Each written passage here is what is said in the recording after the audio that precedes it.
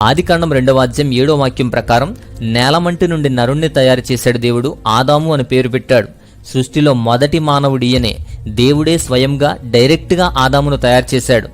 ఏ జంతువులు, జీవజాతి, సృష్టిలో ఎగిరే ఏ ప్రాణి కూడా దేవుని స్వరూపాన్ని ధరించలేదు. దేవుని స్వరూపమందు తయారు చేయబడలేదు. కేవలం మానవ సృష్టిలో మొదటివాడిన ఈ ఆదాము దేవుని స్వరూపంలో, దేవుని పోలికగా సృష్టించబడ్డాడు.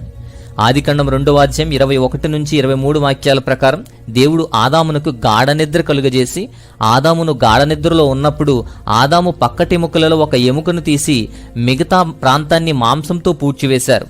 అతని నుంచి తీసిన ఆ రిబ్, ఆ ఎముకను స్త్రీగా మలిచారు. ఆ స్త్రీని ఆదాము వద్దకు తీసుకుని రాగా ఆదాము అంటున్నాడు అక్కడ, నా ఎముకలలో ఎముక, నా మాంసములో మాంసము, నా నుండి తీయబడిన దానివు గనుక నారీ అని పిలుస్తాడు అక్కడ ఆదాము. మ్యాన్ నుండి తీయబడింది కాబట్టి ఉమెన్ అయ్యింది.